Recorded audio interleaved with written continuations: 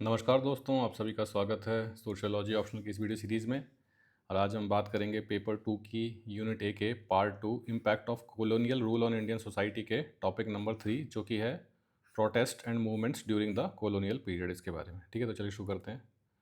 तो मोटा मोटी क्या बात पढ़नी है, जो भी प्रोटेस्ट और मूवमेंट्स हुए थे कॉलोनियल पीरियड में भारतीय समाज में, उनको पढ़ना है। तो बेसिकली है तो ये हिस्ट्री का टॉपिक भाई, जिससे कितनी तरह के मूवमेंट्स हुए थे, ट्राइबल मूवमेंट्स और अपना ये सिविल डिसोबीडियंस मूवमेंट अंग्रेज़ों के खिलाफ। बेसिकली तो सारे अंग्रेज़ों के खिलाफ ही थे, और किसके करेंगे अब। लेकिन बस वो है सोशोलॉजी में इसलिए पढ़ रहे हैं कि यार सामाजिक चीज़ है ये, समाज कैसे इकट्ठा हुआ अंग्रेज़ों के खिलाफ, तो इसलिए पढ़ रहे हैं। बाकी जैसे अगर आपने मॉडर्न हिस्ट्री प्रिपेयर कर ली है, तो उसमें भी उससे भी आपको मतलब काफ़ी चीज़ें, मतलब यहाँ पे जितना पढ़ेंगे उससे ज़्यादा आपने वहाँ पे पढ़ लिया होगा। ठीक है, तो वो जो पढ़ा है आपने हिस्ट्री में, मॉडर्न हिस्ट्री में, वो भी आप यहाँ पे यूज़ कर सकते हैं। जैसे बहुत सारे एग्जांपल्स अगर आपको आपको याद हैं मॉडर्न हिस्ट्री वाले, तो वो यहाँ पे दे सकते हैं। ठीक है, तो यहाँ पे बस हमें देखना है protest and movements during colonial period और उसका इम्पैक्ट वगैरह क्या रहा। ठीक है, तो सबसे पहले कंटेक्स्ट देख लेते हैं। colonial rule and social change. The colonial state did not merely exploit India economically, it also disrupted traditional social structures. ठीक है, तो भाई पैसों का एक्सप्लॉइटेशन तो एक चीज़ थी, अंग्रेज़ हमारा मतलब पैसा ले जा रहे थे, वो तो था ही। लेकिन जो हमारी ट्रेडिशन थे, हमारी जो परंपरा थी, हमारा जो जीने का तरीका था, हमारी लाइफस्टाइल थी, हमारा रिलीजन था, उसको भी वो चेंज कर रहे थे।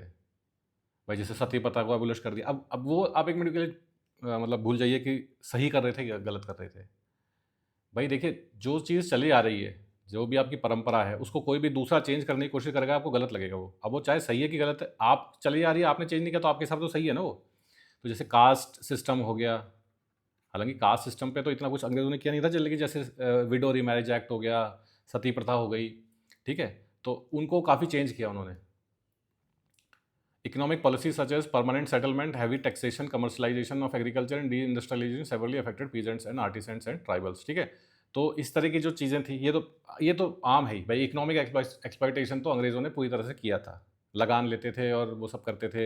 हैवी टैक्सेशन था, commercialisation of agriculture, cash crops जो होती थी, इंडिगो टाइप जो होती थी, वो मतलब उनकी वो करवाई जाती थी खेती।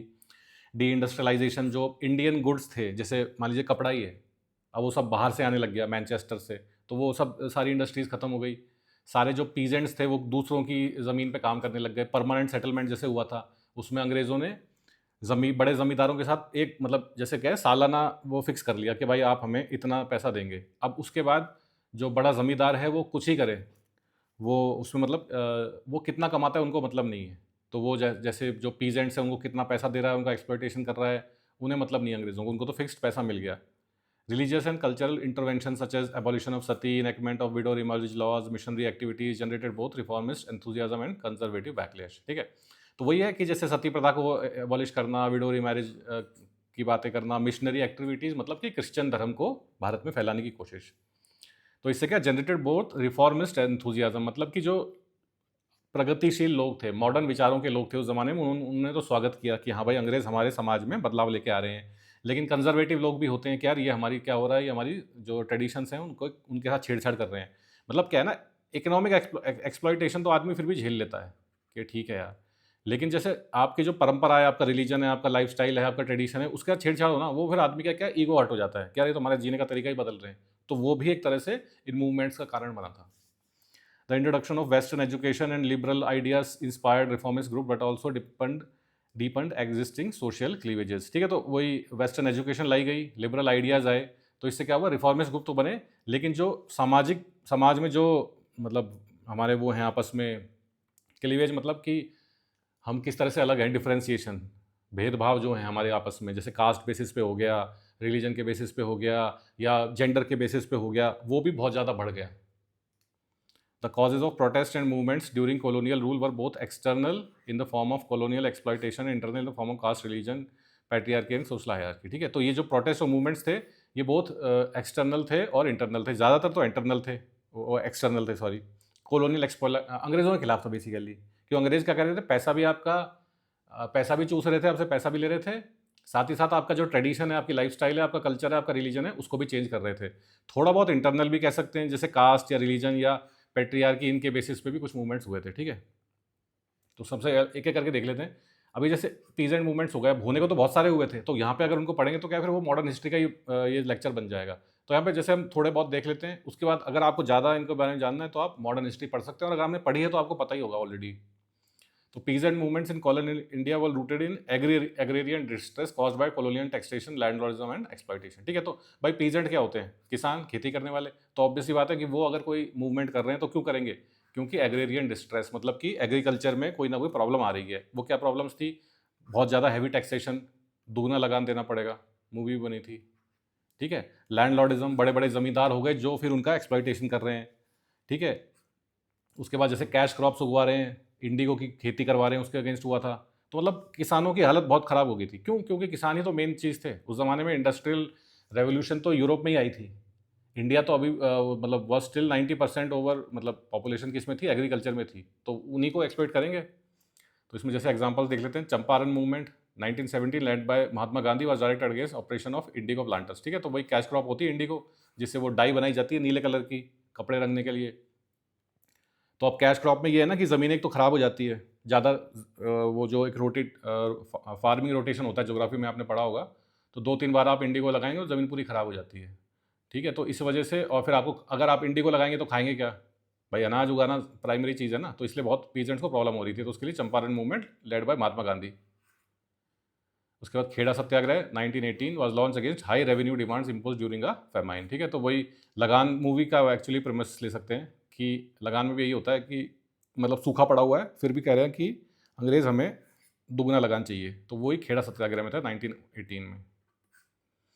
उसके बाद Tebhaga movement of 1946-47 in Bengal was led by share croppers demanding 2/3 of the produce. तो तेभागा जैसे होता है 3 भाग, उससे आए शब्द 3 भाग। 3 भाग क्या हो जाते हैं? वही 2/3 हो जाता है बंगाली में। ठीक है, तो वही था कि 2/3 प्रोड्यूस मांग रहे हैं, तो बहुत ज़्यादा हो गया ना। मतलब आपने मान लीजिए 100 रुपये कमाए, तो 100 रुपये में से वो कह रहे हैं कि 66 रुपीज़ हमें आप एज अ टैक्स दीजिए। तो बहुत ज़्यादा हो गया, कौन देगा इतना? तो इस वजह से ये मूवमेंट हुई थी। These movements were often localized and issue based, but they gradually integrated with the national movement and led the foundation of the agrarian reform agenda in post independence. तो कैसी थी? लोकलाइज थी और इशू बेस्ड थी। भाई localise में जैसे Tebhaga movement Bengal में हो गई, चंपारण मूवमेंट बिहार में हो गई। ठीक है, तो जहाँ पे वो प्रॉब्लम आई वहीं की वो मूवमेंट है और इशू बेस्ड है। भाई चंपारण में इंडिगो प्रॉब्लम हो गई, तेभागा में 2/3 वो ले रहे हैं, वो प्रॉब्लम हो गई। लेकिन क्या हुआ? धीरे धीरे आदत पड़ती है ना। मतलब अंग्रेज़ों के खिलाफ खड़े होने की आदत लगी लोगों को कि यार इनके खिलाफ अब चाहे धीरे धीरे सही इनके खिलाफ बात आवाज़ उठाएंगे। ठीक है, तो उससे फिर क्या हुआ? ये नेशनल मूवमेंट में शामिल होने लग गए ये चीज़ें भी। ट्राइबल मूवमेंट्स देख लेते हैं इसके बाद। Tribal movement communities were among the hardest hit by land alienation, restrictive forest laws and exploitative practice by money lenders. अब ट्राइबल्स कौन होते हैं? जो जंगलों में रहते हैं। और जंगलों में सबसे बड़ा क्या होता है? नेचुरल रिसोर्सेज काफ़ी पाए जाते हैं, जैसे कि लकड़ी हो गई, फिर जैसे माइनिंग है तो कोयला वगैरह, इस तरह की चीज़ें। तो अंग्रेज़ों को तो यही सब चाहिए था। तो क्या है, इनको भगा देते थे इनकी ज़मीन से। भाई हम यहाँ पेड़ काट रहे हैं, लकड़ी काट रहे हैं, कोई हमने माइन बना ली या कोई नया कोई वो बना रहे हैं, फैक्ट्री बना रहे हैं। तो क्या ट्राइबल डिस्प्लेस हो जाते थे। वो हज़ारों सालों से जिस ज़मीन पे रहते आए हैं, उनको अपनी माता मानते ज़मीन को, वहाँ से उनको हटना पड़ता था अंग्रेज़ों की वजह से। फॉरेस्ट लॉज बना दिए जाते थे कि भाई ये एरिया रेस्ट्रिक्टेड है, आप यहाँ नहीं आ सकते। जिस ज़मीन पे उनके पूर्वज हज़ारों सालों से रह रहे हैं उस पर वो जा नहीं सकते। ठीक है, तो इस वजह से ट्राइबल्स की हालत बहुत ख़राब हो गई थी। They resisted cultural domination, economic exploitation and the loss of their traditional autonomy. तो उनका जो कल्चर था उसको भी बड़ा वो प्रिमिटिव मानते थे अंग्रेज़ कि यार ये तो बिल्कुल जाहिल लोग हैं, कैसी कैसी। अब भाई देखो, दूसरे की नज़र से हर चीज़ जाहिल हो सकती है। अंग्रेज़ों के हिसाब से कुछ जाहिल हो सकता है, हमारे हिसाब से अंग्रेज़ भी जाहिल हो सकते हैं। वही होता है एथनोसेंट्रिक व्यू बोलते हैं इसको, कि अपना कल्चर ऊपर है, सामने वाला नीचे है। ठीक है, लेकिन ट्राइबल्स भी भाई हज़ारों सालों से उनकी परंपरा चले आ रही है, आप कौन होते हैं उनको बोलने वाले? ठीक है, तो इसलिए कल्चरल चेंजेस जो हुए थे उनके साथ, उनका इकोनॉमिक एक्सप्लॉइटेशन तो हो ही रहा था। साथ ही साथ उनकी जो ट्रेडिशनल ऑटोनॉमी थी कि भाई हम अपने परंपराओं को फॉलो नहीं कर पा रहे हैं। मान लीजिए कहीं किसी ट्राइबल उसमें 5 साल के बच्चों की शादी हो जाती है, तो हो रही है। अब अंग्रेज़ कौन होते हैं उनको मना करने वाले? तो ये सब प्रॉब्लम्स थी जिसकी वजह से ट्राइबल मूवमेंट शुरू हुई। कुछ एग्जाम्पल देख लेते हैं। The Santhal rebellion of 1855-56 was directed against the operation of money lenders and zamindars. ठीक है, तो वही है, ये सब ट्राइबल के एग्जाम्पल हैं। इसमें भी वही नाम याद रख लीजिए, एग्जाम्पल्स ही देने होंगे। ठीक है, और अगर थोड़ा डिटेल में पढ़ना है तो मॉडर्न हिस्ट्री में पढ़ सकते हैं।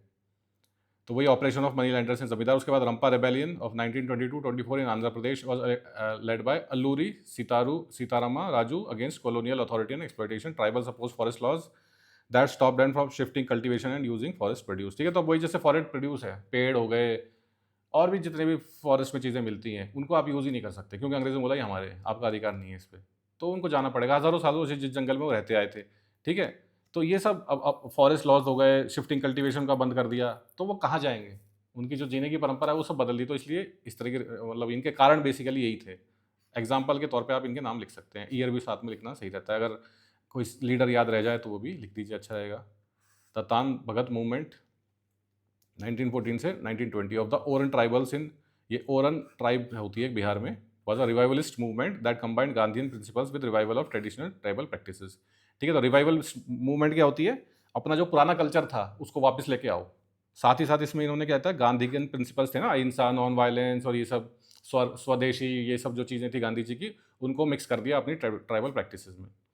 मैनी ट्राइबल मूवमेंट्स वर मिलेनेरियन, ये मिलेनेरियन एक शब्द होता है, इसको लिखेंगे तो अच्छा रहेगा। इसका मतलब होता है dream of returning to a golden past, मतलब कि पहले जैसे हम कहते हैं ना भारत कभी सोने की चिड़िया था या भारत ऐसा था, तो वो वापस वही समय लेके आना, वो होता ही है। तो ज़्यादातर ट्राइबल मूवमेंट्स हुई थी कि जैसे हम पहले रहते थे वैसे ही कर दिया जाए दोबारा। Example the Birsa movement 1890s where Birsa promise the arrival of new age ulgulan the great tumult free from British and dikus outsiders. ठीक है, तो वही पुरानी मतलब पहले जैसे हम जीते थे वैसे ही लाया जाए, वैसे ही किया जाए, तो उसको बोलेंगे हम मिलेनेरियन इन कैरेक्टर। उसके बाद socio religious reform movements colonial rule expose the Indian society to western liberal ideas of liberty, equality and rationality. तो भाई भारतीय समाज तो जैसे बाकी समाज थे उस जमाने में कैसा था? ट्रेडिशनल था।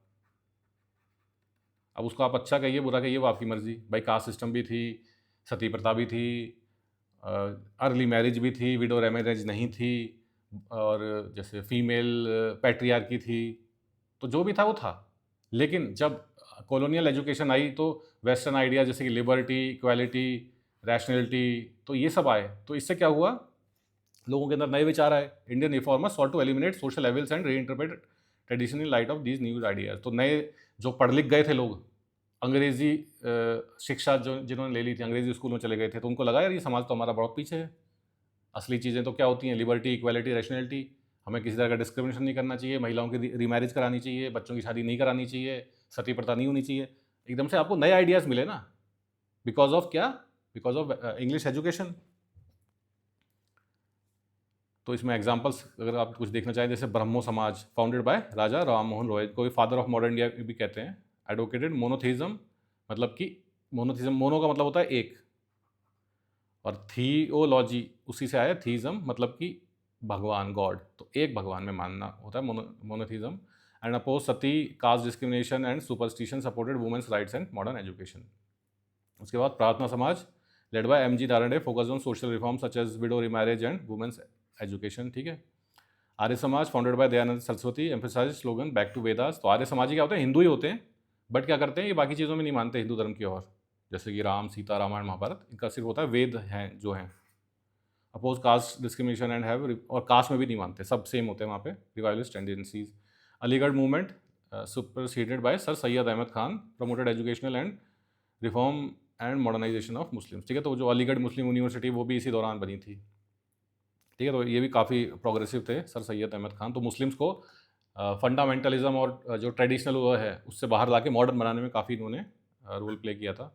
Some of this movements were reformist seeking change within the tradition, while others revivalist glorifying the past. ठीक है, कुछ रिफॉर्मिस्ट थी, मतलब कि रिफॉर्म लाया जाए, यार रिलीजन बहुत ख़राब हो गया, इसको थोड़ा चेंज किया जाए, कुछ है ना। वाइल अदर्स वर रिवाइवलिस्ट, कुछ थी रिवाइवल कर दो, पहले बहुत अच्छा था उसको वापस लाओ उस दौर को, ग्लोरीफाइंग द पास्ट।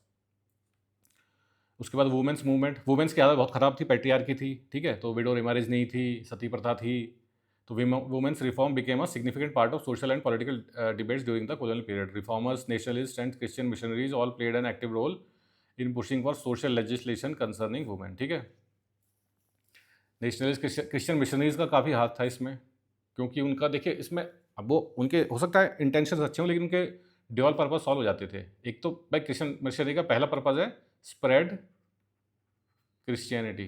ठीक है, तो अब कैसे स्प्रेड करेंगे, तो आप बोले ना आपके धर्म में तो इतनी खराबियाँ हैं, भाई ये वुमेन्स के साथ ऐसा होता है वैसा होता है, कास्ट बेस्ड डिस्क्रिमिनेशन होता है, तो आप इसको छोड़ के आप यहाँ आ जाइए, तो इसलिए इनका इंटरेस्ट रहता था इसमें। The practice of sati was formally abolished in 1829। Raja Ram Mohan Roy ने इसमें काफ़ी अच्छा योगदान दिया था under colonialization. Widow remarriage act of 1856, इसमें ईश्वर चंद्र विद्यासागर का नाम लिख सकते हैं, इन्होंने काफ़ी बड़ा योगदान दिया था। Legalize the remarriage of widows. Sharda act of 1929 sought to restrict child marriage by fixing marriage minimum marriageable ages 14 for girl and 18 for boys, later raise further.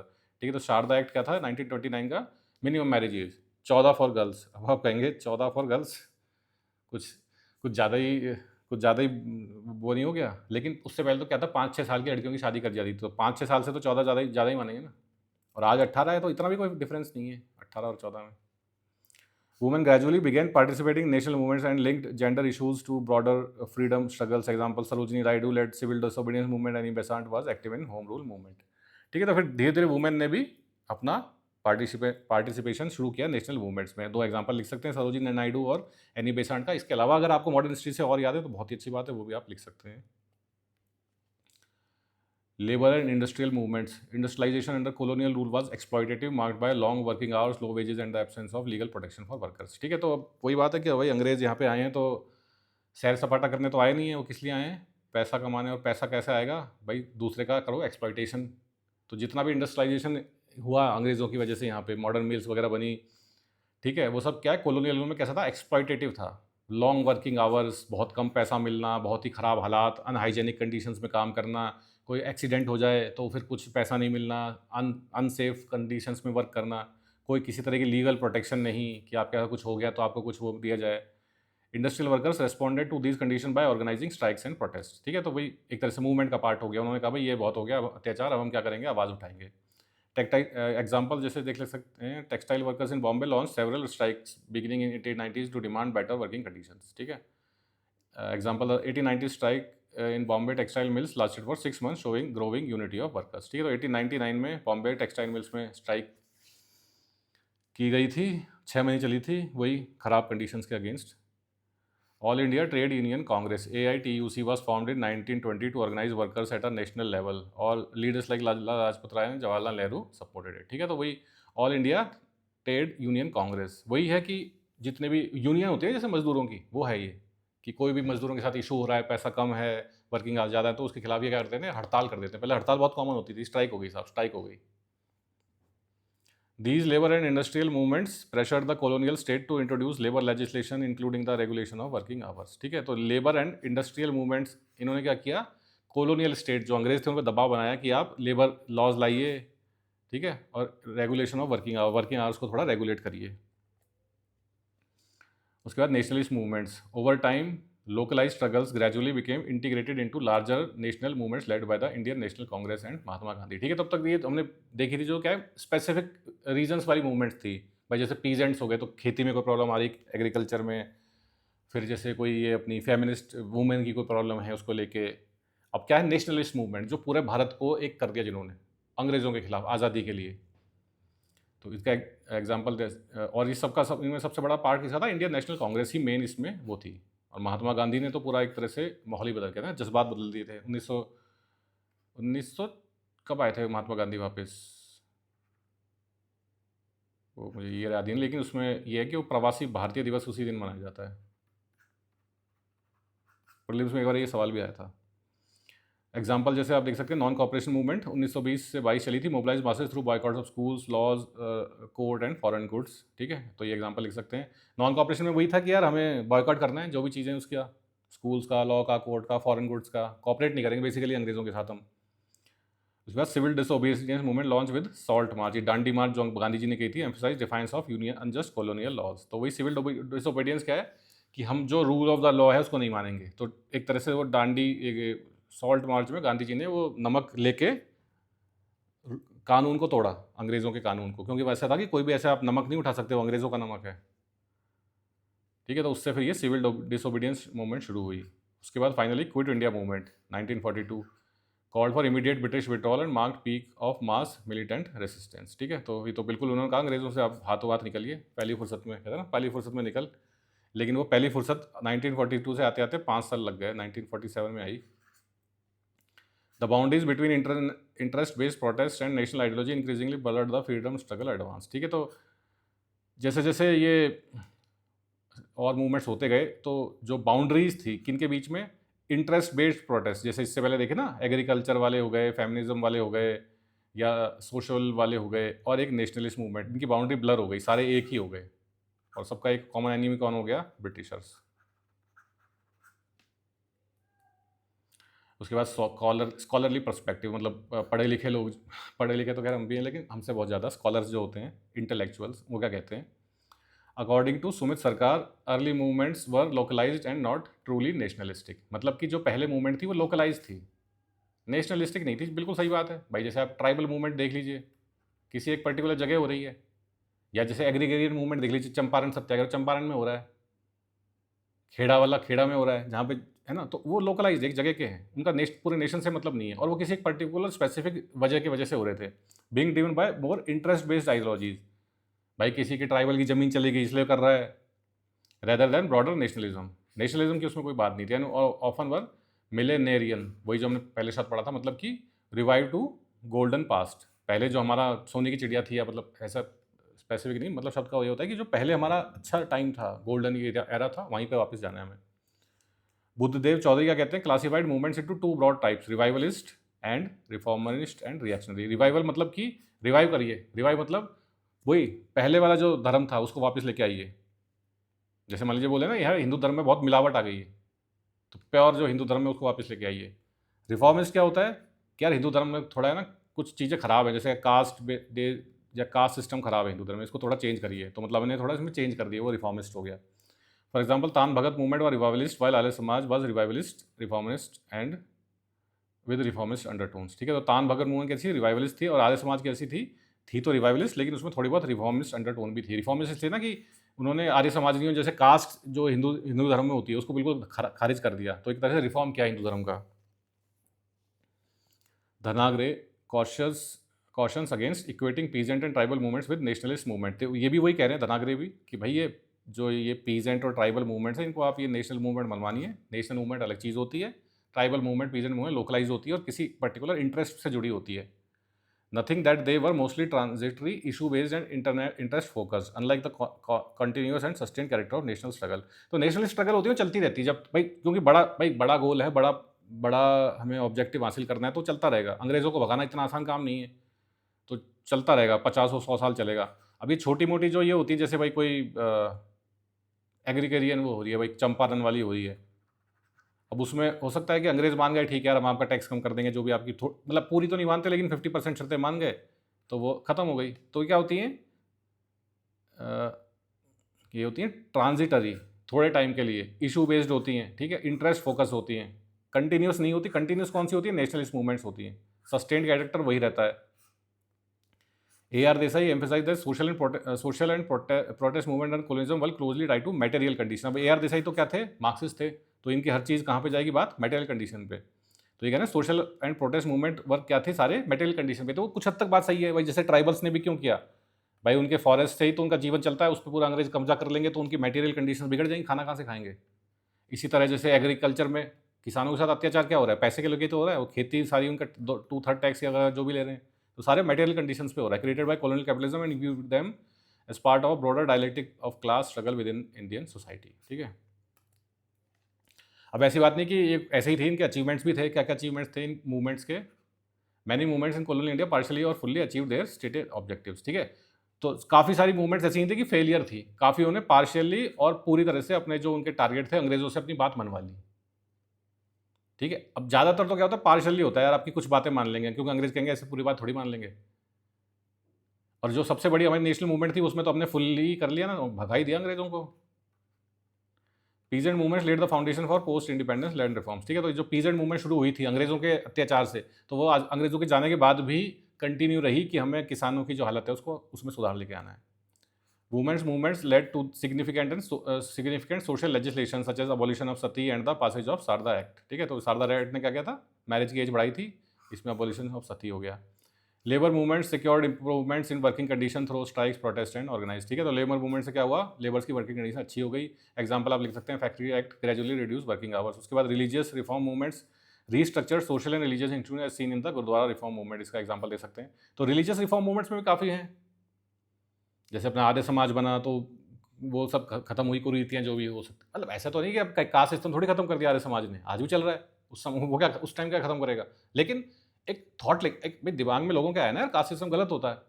तो उसके बाद से इस तरह के, जैसे आज़ादी के बाद किस तरह के ये अफर्मेटिव एक्शन हुआ, जैसे रिजर्वेशन हुए, SC ST एक्ट हुआ है, तो एक दिमाग में कम से कम विचार तो आया।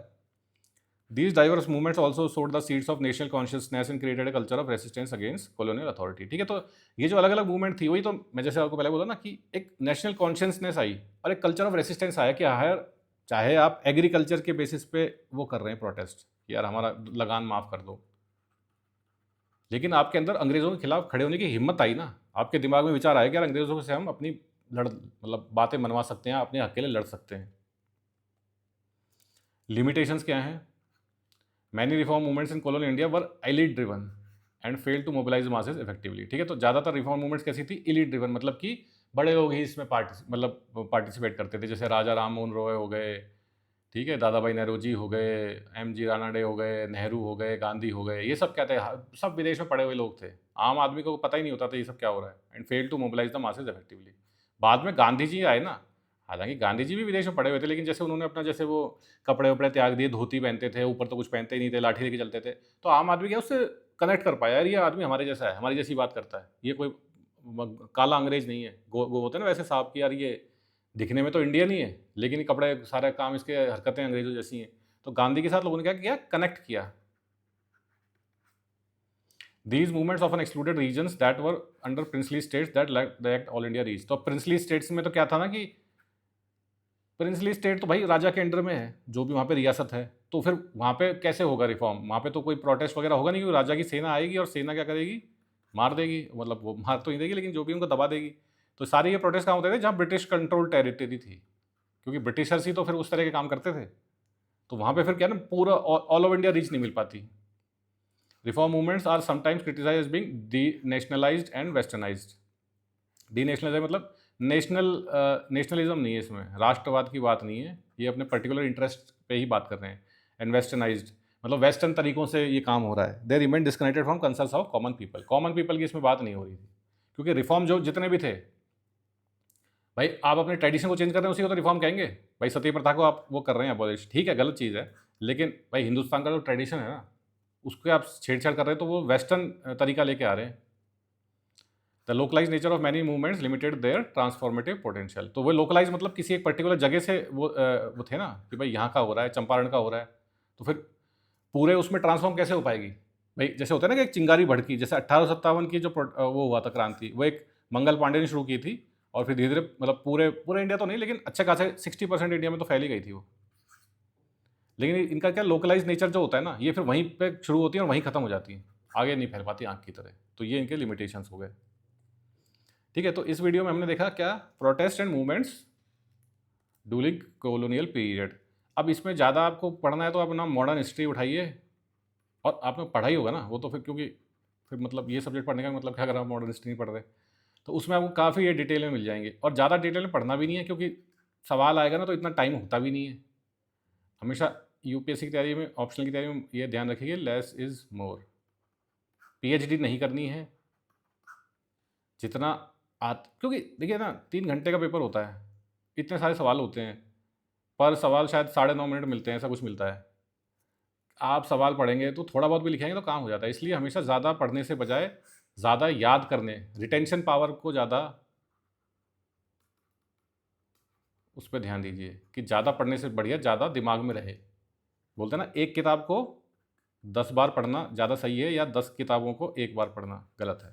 ठीक है, तो एक किताब को 10 बार पढ़िए, छोटा अपना नोट्स बनाइए, लेकिन वो आपके बिल्कुल दिमाग में होने चाहिए रटे हुए। ठीक है, तो इस वीडियो में इतना ही, थैंक्स।